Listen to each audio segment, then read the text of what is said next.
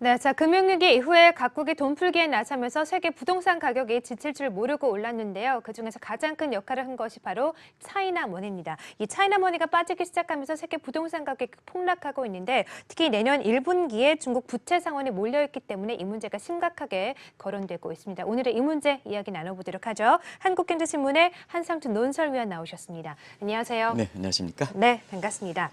자, 중국 부채 상환 이야기를 나눠보기 전에 일단 FOMC 회의 결과부터 좀 이야기를 나눠보죠. 어떻게 나왔습니까?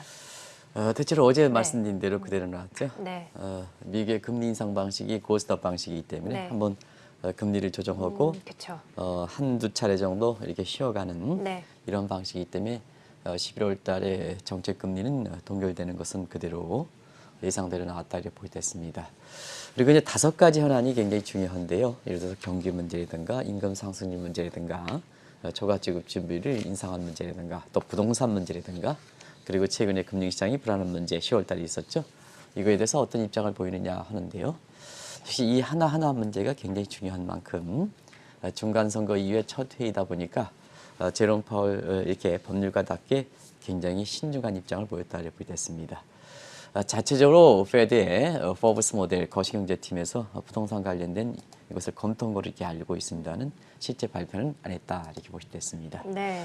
그리고 한 가지 그 주목되는 사항은 이게 이제 아마 이 자료 화면일 겁니다. 근데 아마 오늘 제가 이렇게 FOMC 회의 결과를 발표한 제롬 파월의 입장을 보면 취임 이후에 가장 자신감이 붙었다 이렇게 그랬습니다. 네. 그래서 그동안 그 트럼프와의 그 갈등 속에 상당히 위축된 입장을 보였었는데요.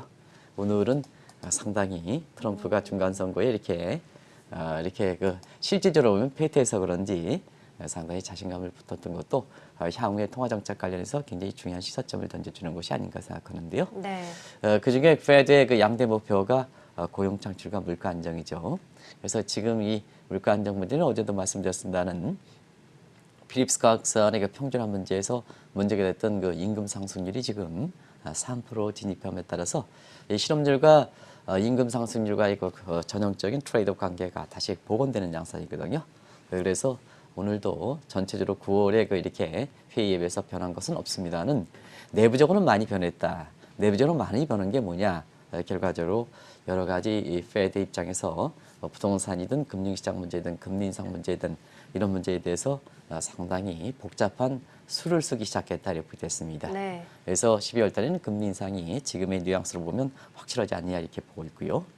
이후에 그 부동산이라든가 이런 문제 검토되는 데서는 통화정책에서 어떻게 반영될 것이냐 하는 이 측면은 향후의 그 페드의 그 통화정책에서 상당 부분 변화 가능성을 시사한다 이렇게 볼 때 있습니다. 네, 그렇습니다. 자, 특히나 이번 FOMC 회의에서는 이례적으로 또 부동산 시장을 점검했다고 하는데 최근 세계 부동산 시장에서 차이나머니가 또 빠지면서 심상치 않은 조짐을 보이고 있죠. 네, 이 세계 부동산 시장에 대해서는 사실 많은 사람이 중심 문제에 치우쳐 있습니다는 국내의 이렇게 금융사, 증권사들이 해외 부동산을 좀 많이 매입한 상태고요. 네.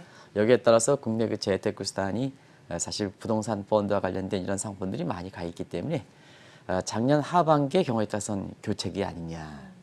이후에 작년 12월 달에 세계 부동산 시장, 상업용 시장, 그다음에 올해 6월 달에 세계 상업용 부동산 시장의 가격 확산이 빨라지고 있습니다. 정점을 지나고 있습니다. 이런 말씀을 드렸었는데요. 사실 세계 부동산 시장이 이렇게 하락될 것이다 경고 가능성이 있을 불구하고 실제 행동에 옮기는 증권사 그다음에 실제 행동에 옮기는 투자자들이 그렇게 많지는 않습니다. 국내 강남일 집값을 비롯해서 부동산 가격이 올랐기 때문에 거기에 대한 낙관적 심리가 그렇게 위축되지는 않았던 상황이거든요. 뭐 아시겠습니다. 세계 부동산이 국내 재테크 시장에 재테크 사람들도 관심을 보였던 것은 역시 서프라임 모기지론 당시에 세계 집값이 떨어졌고 그 이후에 세계에서 양적완화 정책, 적응 정책에서 부동산을 띄워서 경기를 살리는 소위 웰스 이펙트 정책을 취했기 때문에 세계 부동산 시장이 빠르게 올랐다 이렇게 됐습니다. 한 가지 특색은 사실 그렇습니다. 세계 부동산 시장의 금융위기에 집값을 올리는 데는 중앙은행의 돈풀기도 있었지만 우리가 보면 차이나머니와 코리아머니가 가장 주 담당이었습니다.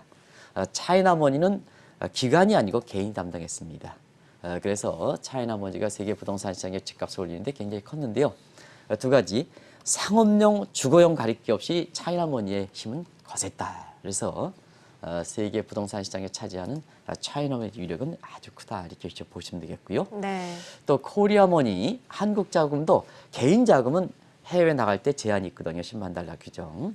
그래서 국내 그 증권사를 중심으로 해서 오피스텔 그다음에 아시겠어요? 호텔 투자 이렇게 해서 한국의 코리아머니는 주거용 부동산보다는 상업용 부동산에 지었다 이렇게 보게 됐습니다. 그렇군요. 네. 그래서 세계 부동산 시장의 큰 검은 중국과 한국을 꼽거든요.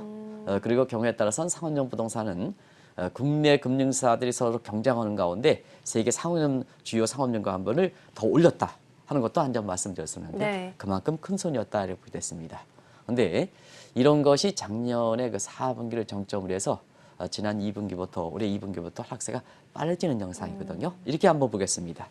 대체로 보면 경기가 좀 이렇게 정점이 되면 이 경기 활동이 둔화되기 때문에 상업용 부동산서부터 이렇게 떨어지게 됩니다. 공실률이 높아지게 되죠. 네. 공실률이 높아지게 되고 거기에 따라서 가격 반영되고 그리고 주택 가격이 이렇게 마지막에 버티거든요. 왜냐하면 경기가 이렇게 떨어진다 하더라도 근로자 임금은 이렇게 하방 경직성을 갖고 있기 때문에 경기가 둔화되는 만큼 임금 상승률이 그렇게 떨어지지 않죠.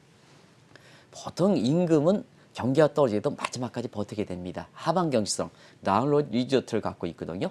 그렇기 때문에 집값은 마지막까지 안 떨어지게 되거든요. 그런데 최근에 보면 집값까지 떨어지는 현상이 발생하고 있기 때문에 지금 뭐냐면 모두가 중간선거 이후에 오늘은 뭐 미국의 시민단체 뭐 이렇게 해서 이렇게 연결도 하고 있습니다는 사실은 세계의 금융사라든가 투자자 입장에서는 이 대목이 더 염두에 두고 오늘 FOMC 결과에서 부동산에 대해서 어떤 언급이 있었을까 하는 이 대목이 사실 금리 동결은 기정사실화됐으니까 네. 이 문제가 더 관심이 됐다 이렇게 됐습니다. 네, 그렇습니다. 자, 사실 지난 분기부터죠. 이 상업 부동산뿐만이 아니라 주거용 부동산 가격도 하락하고 있다고 하던데 그 상황이 어떻습니까? 세계 부동산에는 그 부동산 자체가 네. 굉장히 정보가 이렇게 명확지 못한 측면이 있거든요. 국내에서도 부동산 전문가라 얘기하는 사람들이 제각각이죠. 이렇게 해서 지금 국토부 김현미 장관께서 강남을 비롯해서 수도권 집값 잡기 위해서 노력하는데요. 우리나라의 부동산 전문가라는 사람들은 뭐냐 조금만 책 하나 내면 부동산 전문가로 이렇게 나오거든요. 네. 그러다 보니까 시장을 잘못 읽는 경우가 많습니다. 대부분 다 미국은 부동산 전문가라는 표현을 쉽게 쓰지 않습니다. 예를 들어서 버블론의 그 저자인 우리나라에서 정치권을 중심으로 해서 굉장히 파장했던 해리 덴터 정도는 부동산 전문가다 이렇게 하지만 그런 측면에서 미국에서는 부동산 전문가로 이렇게 불칠 때 굉장히 검증이 필요합니다. 우리가 보면 부동산과 관련된 통계 지표는 그 자체가 호기성을 많이 갖고 있기 때문에 신뢰성이 중요하다는 얘기입니다. 신뢰성 차원에서 부동산 전문가도 우리가 보면 굉장히 큰 검증이 필요하다는 얘기를 하는 거거든요. 그래서 세계 집값에 대해서 가장 정확한 정보를 제공하는 것이 아시겠습니다는 전통적으로 집 하면 영국의 집이거든요. 네, 맞습니다. 미국보다도. 네. 그래서 영국의 부동산 전문 이렇게 정보업체인 나이트 프랭크가 세계 주요의 프라임 글로벌 도시 지수를 발표하는데요. 이 지수가 가장 정확하다 이렇게 알려져 있습니다. 이런 걸 보면 세계 주요 집값, 여기서 세계 주요 집값은 우리나라 사람들이 관심 있는 뉴욕이라든가 LA라든가 프랑스, 캐나다의 밴쿠버라든가 토론토라든가 호주의 시드니라든가 그리고 런던, 영국의 런던이라든가 이런 쪽이 대부분 다 포함되겠습니다. 세계 주요 도시의 집값은 3분기에 0.5% 떨어진 상태거든요. 네. 한 분기에 0.5%는 비교적 큰 폭입니다. 우리가 뉴욕의 이렇게 고급 주택하면 대부분 평균 한 100억, 우리나라 돈으로 한 100억 정도 이렇게 되는데요. 0.5%한 분기에 떨어졌다면 얼마큼 많이 떨어졌을까 하는 것을 한번 계산해 보시기 바랍니다. 특히 두 가지 특색을 갖고 있습니다. 여기 PGCI는 나이트 프랭크의 프라임 글로벌 이렇게 시티 인덱스다 이렇게 보시면 되겠습니다. 그래서 상위 5%가 사는 고급 주택일수록 많이 떨어지는 게 하나의 특징이고요. 그다음에 밴쿠버를 비롯해서 중국인이 많이 거주하는 도시, 또 중국인이 많이 투자한 이러한 도시의 집값이 좀 많이 빠졌다. 그렇군요. 이 두 가지 특성을 갖고 있습니다. 네. 그리고 이거는 영국의 프라임 글로벌 도시지수에서 발표한 건 아닙니다. 강남 집값은 거기에 포함되어 있지 않습니다. 네. 왜냐하면 상대적으로 일전에 말씀드렸다시피 현 정부가 강남의 집값 잡기 노력하고 있습니다는 강남의 집값은 세계 주요 도시에 비해서 올라간 건 아니다 하는 걸 꼭 좀 말씀드리겠습니다. 네. 그래서 여기에 포함된 내용은 아닙니다는 공교롭게도 세계 그 주요 도시의 집값이 문제가 됐을 때 강남 아파트 가격이 어제 발표했죠. 13개월 만에 어떤 때는 14개월로 이렇게 되고요. 만으로 따지면 13개월 만에 하락세로 전환돼서 지금 집가 하락 문제가 세계적으로 관심이 되고 있다 이렇게 됐습니다. 네, 그렇습니다. 자, 이렇게 좀 세계 부동산 가격이 하락세를 면치 못하고 있는데 가장 큰 이유가 차이나머니가 좀 빠지고 있기 때문이라고 하더군요. 어떤 이유가 있을까요? 우리가 이제 네. 6월 달에도 이 세계 부동산 시장에서 상업력이든 주거력이든 가장 큰 역할을 했던 중개 차이머니가 네. 빠지는 것을 네. 우리가 염두에 두실 필요가 있다는 말씀을 드렸었는데요. 사실 지금은 상업력에 의해서 주거용 집값도 떨어지는 현상이 발생하고 있다 이렇게 됐습니다.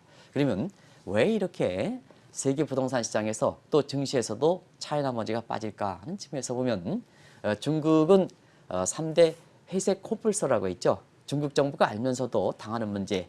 이게 중에서 과다 부채 문제가 있고 그다음에 그림자 금융 문제가 있고 부동산 거품 문제가 있는데요. 시진핑 입장에서는 지금 가장 강력하게 추진하는 것이 그림자 금융 문제입니다. 그래서 그림자 금융 문제를 계속해서 추진하고 있는데요. 아시겠지만 그만큼 사실 그 세계에서 보면 이렇게 과다 부채를 발생시킨 원인은 뭘까 하는 측면에서는 중국 사람들이 해외에 너무 많은 부동산 투자를 했다는 얘기입니다. 그래서 부동산 개발업체든 개인이든 간에 해외 부동산에 이렇게 투자하는 과정에서 어떠냐? 그것이 상업력이든 주거력이든. 근데 본인 자신의 소득 수준을 갖고 이렇게 투자해서 문제가 다르겠대. 사실 그만큼 뭐냐? 유동성이 풍족하고 제고금리를 이렇게 바탕으로 해서 그만큼 돈을 빌려서 투자하다 보니까 결국 해외 상업용 건물 그다음에 주거용 시장에서는 큰 손이 되긴 했지만 중국 내부적으로 보면 그림자 금융문이 속출되고 과다 부채 문제가 아주 크게 되는 부채가 크게 되는 이런 문제가 발생했다는 이런 측면이거든요. 한번 그런 측면에서 보면 중국은요. 우리나라와 좀 다르게 중국 사람들은 이렇게 보면 개인들이 해외에서 돈 갖고 나갈 때 있잖아요. 네. 한국은 뭐냐면 10만 달러로 좀 제한돼 있지 않았습니까? 근데 중국은 그동안에 그렇게 제한이 없었습니다. 아, 그렇군요. 중국에서. 네. 그만큼 무역 수지가 아주 굉장히 크게 했고 네. 그다음에 중국의 대국 기준에서 해외에서 남은 각 거주민들, 유코들이 거주하는 것이 뭐냐 이렇게 중개 위상을 강조하는 거다 이런 측면에서 해외에 나가는 돈에 대해서는 규제가 없었거든요. 네. 그러다 보니까 돈을 왕창씩 가지고 나와서 상업력이든 네. 그다음에 이렇게 하는 과정에서 너무 욕심을 부리다 보니까 이 과다 부채가 발생했던 그랬군요. 상황이거든요. 네. 이것이 중국 경제 3대 해불사 코뿔소라 할 만큼 굉장히 중국 경제 부담이 되다 보니까 자, 시진핑 시장 지속 가능의 성장, 장기 지속 가능 성장하기 위해서는 지금 뭐냐 과대 부채 문제를 줄일 수밖에 없죠. 그런 과정에서 지금 중국이 증시적인 측면에서 증시가 안 좋고 경기가 안 좋다. 그래서 이것을 부양하기 위해서 이 안에 약세도 도모한다. 그다음에 돈도 푼다. 금융 완화도 한다. 그리고 지준율도 내친다. 이렇게 내린다. 이렇게 하지만 그러한 금융 완화 속에서도 해외의 부동산 규제하기 위한 개인들의 해외 나갈 수 있는 자본을 규제했고요. 처음으로 규제했고요. 그런 과정에서 과다 부채를 줄이기 위해서 이 과다 부채를 줄이는 문제에 대해서는 중국 증시라든가 경기를 부양하는 조치와 관계없이 이건 강력하게 추진하는 상태거든요. 이 과정에서 세계 상업용 부동산 시장에서 먼저 차이나 펀드 빠지고 그다음에 주택 시장에서 고급 주택에서 차이나 머니가 빠지다 보니까 지금 세계 부동산 시장이 사실 상업용 그다음에 집값 주거용 관계없이 부동산 가격이 떨어지고 있다 이렇게 보겠습니다. 네, 그렇군요. 자, 그러면 이전에 한번 짚어주셨는데 중국의 부채가 도대체 얼마나 되길래 이렇게 심각한 문제가 될까요? 이 대목은 이제 네. 계속해서 말씀드렸죠. 사실 그 중국이 왜 이렇게 증시라든가 경기 부에서 전반적으로 금융 완화하는데도 불구하고 네. 과대부채 문제를 잡기 위해서 그림자 금융을 맞추기 위해서 여기에 대해서는 강력하게 규제책을 그쵸. 계속했을까 네. 하는 측면에서는 이제는 중국이 이 부채 문제가 중국 정부가 이걸 다스리지 않으면 상당히 어려운 상황에 봉착하기 때문에 그렇다. 그래서 그 과다부채 때문에 계속해서 중국의 금리 가능성이 나오는 거거든요. 그런 측면에서 중국의 부채 비율을 한번 보면 여기 나오겠습니다는 자 10년 전 가면 널널했죠. 이게 사실 그 10년 전만 해도 GDP의 160%. 이 계획경제는 통제경제 체제이기 때문에요. 이 부채 비율이 160%가 도 괜찮은 겁니다. 근데 이것이 260%인데요. 260%는 어떤 수준일까 한 걸 보겠습니다. 세계에서 가장 부채가 많은 국가가 일본인데요. 국가 부채율이 GDP에서 250%입니다. 그리고 디폴트가 터졌던 그리스의 국가 채무 비율은 지금은 GDP의 150%, 아르헨티나 같은 경우는 170%뿐이 안 되거든요. 일본이 세계에서 최고의 250%인데요. 중국의 부채 비율이 260%에서 일본을 초월하고 있다 이렇게 됐습니다. 결과적으로 보면 이 문제를 극복하지 않으면 결국 중국이 앞으로 지속 가능한 성장을 할 수가 없다 이렇게 보는데요. 그런 상태에서 과다하게 부채비를 축소하고 나서다 보니까 자 예를 들어서 은행 중심으로 해서는 이렇게 부채 비해서 담보 비율이 적은 데는 나가 떨어지는 거고 그다음에 이렇게 채권 시장에서 보면 기업들이 과다 부채 비율이 많은 상태에서 보면 결국 디폴트가 발생하는 거거든요. 그래서 올해 들어서 계속해서 중개 채권 시장에서 디폴트 금액, 디폴트 기업 수를 체크해서 시청자 여러분한테 전해드렸는데요. 3차례 정도 전해드렸을 겁니다. 지금 상태에서 보면 올해 들어서 채권 시장에서 부도된 기업의 디폴트 금액이 작년에 5배 수준입니다. 아직 올해 다 끝나지 않았는데 불구하고 작년에 5배 수준이거든요. 이렇게 되니까 결과적으로 이러한 사태가 발생하다 보니까 부채 비율이 많은 부동산 개발업체라든가 부채 비율이 많은 금융사라든가 부채 비율이 나오는 기업들이 자 디폴트를 당하지 않겠으면 어떻게 하냐. 이 증거금 부족 현상이 발생할 때 딜레버리지에서 주식시장에서 자금 빼고 그러다 중국의 주가 떨어지고 그다음에 해외 부동산 시장에서 디폴트를 미리 방지하기 위해서 해외 부동산 투자를 소유하다 보니까 그것이 상업용 가격이 떨어지고 주경 떨어지고 이런 상황이 발생하고 있다 이렇게 보겠습니다. 문제는 세계에서 보면 지금 중간선거에서 이렇게 많은 사람들이 이렇게 하고 있습니다는 그렇지는 않습니다. 미국의 중간선거보다 더 관심 있는 것이 지금 국제적으로 보면 올해 4, 4분기 특히 내년 1, 4분기에 중국의 금융위기에 가장 부동산에서 활발하게 움직였던 중국 부동산의 개발업체들이 채무 상환, 빚 상환이 올해 이 4, 4분기 내년 특히 1, 4분기에 아주 집중적으로 돌아올 거라 이렇게 보이거든요. 이런 상태에서 세계적으로 딜러브지 부동산 투자에 했던 부분에 회수가 들어갈 때는 세계 부동산 시장이 어떻게 될 것인가 하는 이 대목이 더 관심이 되고 있다 이렇게 보겠습니다. 네, 자 방금 말씀해주신 것처럼 이제 내년 1분기에는 중국 부동산 개발업체들 채무 불이행으로 큰 위험에 직면할 것이다라고 말씀을 해주셨는데 이유가 어디에 있을까요? 일단 부동산 개발업체들이 지난 10년 동안 세계 부동산에서 가장 활발하게 했고요. 그렇군요. 이 부동산 개발업체, 네. 개발업체들이 그렇지 않습니까? 개발업체들이 이익만 나면 그냥 과다하게 돈 끌어가지고 갖다 투자하니까 네. 그만큼 부채율이 많을 수밖에 없다 이렇게 됐습니다. 그래서 이 수치 같은 경우에는 사실 S&P 세계 3대 평가기관이 발표한 것을 한번 보겠습니다. 네. 자막을 통해서 보겠습니다. 자, S&P가 세계 부동산 중국 부동산의 개발업체 부채가 3,550억 달러에 달한다. 그러면 시청자 여러분 3,550억 달러는 얼마큼일까? 한국이 전체적으로 외환보유가 갖고 있는 것이 4천억 달러 정도입니다. 네. 거기에 버금되는 것을 중국의 부동산 개발업체들이 갖고 있다. 네. 가장 공신력 있는 세계 3대 평가에 내놓는 거다 이렇게 보겠습니다. 그런 상태에서 이 중에 10%가 약 360억 달러가 블룸버그 통신에 보도하면 360%가 내년에 내년 1, 4분기에 채무 상환이 집중적으로 도래되고 있다는 얘기입니다. 네. 그러다 보니까 지금서부터 올해서부터 이러한 올해 4, 4분기 내년 1분기에 집중적으로 돌아가는 것을 방지하기 위해서 닥치기 전에 상업용 부동산에서 빼고 주택시장에서 집을 빼니까 결국 뭐냐 상업용 부동산의 가격이 떨어지고 세계 고급 주택일수록 차이나머니가 들어가 있던 고급 주택일수록 이것이 뭐냐 집값이 떨어지는 배경이다 이렇게 보겠습니다. 네. 그래서 상업용 부동산은 작년에 사실 4, 4분기가 정점을 계기로 해서 올해 2분기부터 가격 하락세가 빨라지는 거고요.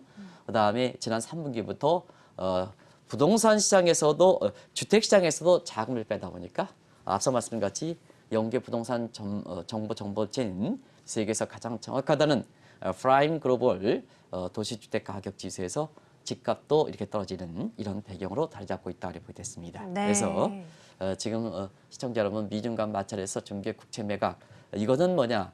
이거는 중국이 가져갈 수 없는 정책입니다 하는 걸 누누이 말씀드렸습니다. 왜냐하면 페드의 보유자산 매각만 하더라도 4조 5천억에서 3조 달러만 늘어진다 하더라도 1조 5천억 달러를 매각할 수 있습니다. 그러면 중국이 대응할 수 있는 게 1조 1,700억 달러면 이거 진행되지 않을 겁니다. 근데 그래서 그런지 국제금융시장에서는 오히려 중국의 미개 국채 매각보다도 중개 개발업체를 중심으로 해서 해외 부동산에 투자했던 이런 부동산을 매각하는 이게 어떻게 될까 하는 것이 더 관심이 되는 상황이다 이렇게 보겠습니다. 네, 그렇군요. 자, 이렇게 차이나머니가 좀 빠지고 있다 보니까 세계 각국의 부동산 시장이 좀 예민하게 반응을 하고 있는 것 같은데 왜 그렇습니까? 네, 예민하게 반응하는 것보다 아주 바짝 긴장합니다. 그렇군요. 왜냐하면 네. 지금은 세계 부동산 가격이 거품을 우려할 정도로 네. 굉장히 되고 차이나머니가 차지하는 위상이 굉장히 크다 보니까 결과적으로 이렇게 차이나머니가 빠지면 거품에 대해서 그만큼 그동안 유포리아 감정 때문에 이게 희석됐는데요. 깨우치기 시작하면 그때부터는 이렇게 부동산이라는 게 빠질 수밖에 없거든요. 그런 과정을 시청자 여러분 아시겠습니다는 증시 거품은 PR이든가 이런 지표 가지고 얘기합니다는 부동산은 PIR, Price Income Ratio라든가 PBR 같은 PRO 같은 PRI 같은 이런 지표 가지고 얘기한다. 사실 수익 지표 가지고 얘기한다 이렇게 보겠습니다. 이 주 지표 같은 경우는 전부 금융 이전 시점보다 절대 가격이 올랐고 그 다음에 거품을 얘기한다 이렇게 보시면 있고요. 또 한 가지 시청자 여러분 잘 아시겠습니다는 우리가 보면 케이스 실러 지수를 했던 로버트 실러 이렇게 교수 같은 경우에도 이미 주식시장에 있어 부동산 시장도 금융 이전선도 이렇게 돌아갔다는 얘기를 하거든요. 그럼 한번 보겠습니다. 자, 세계 부동산 시장에서는 집값이 떨어지는 문제가 얼마큼 중요하냐면요. 최후의 안전변이다. 보통 상업용 부동산이 먼저 떨어지고 집값이 나중에 떨어지는 배경이 되거든요. 근데 집값 떨어지다 보니까 최후의 안전변이 무너지게 되거든요. 그러면 거품을 더 인식하게 되는 거거든요. 그런 측면에서 2016년서부터 미리 예고할 때 IMF가 세계 주택 시장에서 소위 Great Housing 이렇게 크랩스 해가지고 이렇게 해서 세계 주택 시장의 대침체, 대폭락 가능성을 경고했는데요. 네. 사실 12월 달에 IMF가 세계 주택 지상을 발표할 거 이렇게 보이면은 2년 전에 발표했던 내용, 소위 GHC 경고 이 부분에 대해서 어떻게 얘기할 것인가 하는 것도 지금 시기적으로 보면 한 달 정도 IMF에서 그 세계 주택 지수를 발표할 거로 이렇게 보이기 때문에 이게 어떻게 될 것이냐도 관심이 된다 이렇게 보겠습니다. 네, 그렇군요. 자, 이렇게 차이나머니가 발을 빼다 보니까 세계 부동산 가격이 하락을 하고 또 국내 투자자분들 고민도 깊어갈 텐데 앞으로 어떻게 하면 좋을까요? 네. 네. 우리가 보면 이제 사실 그 한국경제 TV를 통해서 작년 하반기부터 네. 이렇게 그 세계 상업용 건물이라든가 이런 쪽에 이렇게 정점이 되고 앞으로 가격 하락세가 불가피합니다. 이런 말씀을 드리면서 네. 사실 그 상업용 부동산에 대해서 이렇게 그것이 호텔이든 오피스텔이든 관련된 이것이 신흥구의 그 상품이든 작년에 그 하반기에 좀 교체할 필요가 있습니다 하는 말씀을 드렸었는데요. 이런 경고에도 불구하고 올해 상반기까지 최근까지만 하더라도 국내 그 증권사라든가 이런 그 금융사들이 해외 부동산을 그것도 상업용 부동산을 샀다는 얘기를 아마 많은 뉴스를 통해서 마치 자랑스럽듯이 네. 이렇게 그 산 경우가 많습니다. 근데 일부 발빠르게 부동산을 이렇게 투자했던 이러한 국내 그 굴지 증권사의 이렇게 최고 책임자께서는 올해 벌써 세계 부동산을 투자하지 마라, 네. 상업용을 투자하라 해서 서로가 이렇게 엇갈린 모습을 보이고 있는데요. 최근까지만 하더라도 경제신문에서는 무슨 단체, 무슨 이렇게 연금, 무슨 금융사 이런 식으로 해서 상업용 건물을 이렇게 투자하고 런던 어떤 브렉시트에서 가장 많이 빠지는데도 불구하고 런던의 상업용을 해서 부동산 상품을 맡아서 PB들한테 파는 모습이 되는데요. 이것이 어떠한 결과가 초래할까 하는 것을 한번 보시겠습니다. 어쨌든 작년부터 세계 부동산 투자에 대해서 한국에 재테크하는 사람들이 세계 글로벌 투자 관련해서 호텔이든 아니면 이것이 상업용 부동산이든 투자하지 마십사 하는 말씀을 드렸었는데요. 이것이 지금 속속들이 상업용 부동산 가격이 떨어지고 주택 가격이 떨어지고 또 올해 들어서도 해외 부동산의 실패 사례가 이렇게 상당 부분 많이 나타나고 있다 이렇게 보이겠습니다. 그래서 지금 측면에서는 시청자 여러분 아시겠습니다는 부동산은 가장 나중에 조정되는 거죠. 나중에 조정돼서 임금 부분의 하방 경직성 때문에 주택 가격이 마지막 줬는데 그게 조정되고 있다 이렇게 보이겠습니다. 그렇다고 보면 두 가지 시장 가능성이죠. 지금까지 세계 부동산을 띄워서 세계 경기를 회복했는데요. 이 세계 경기가 10년 장기 호황설이 침체가 된다, 동도가 된다 하는 것과 맞물려 있는 거죠.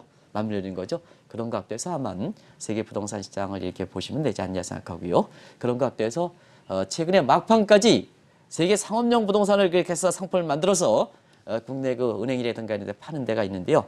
이런 부분에 대해서는 좀 조심하실 것을 한번 당부해 드리겠습니다. 네, 알겠습니다. 자, 오늘은 부동산 이야기를 나눠봤습니다. 세계 부동산 시장에서 차이나머니가 빠지면서 집값이 폭락하고 있는데요. 이에 대한 우리 시장의 영향까지 이야기 한번 나눠봤습니다. 제가 시정해 드리겠습니다. 네. 지금 시청자분이 네. 굉장히 부동산 가격에 대해서 굉장히 민감하거든요. 네. 그래서 가격은 하락하더라도 네. 폭락 얘기는 아니다. 네, 지금 알겠습니다. 0.5% 정도는 하락이다 이렇게 보이겠습니다. 세계 부동산 가격의 하락을 면치 못하고 있는데요. 이에 대한 우리 시장의 시장의 영향까지 나눠봤습니다. 한국경제신문의 한상준 논설위원과 함께했습니다. 고맙습니다. 네, 고맙습니다.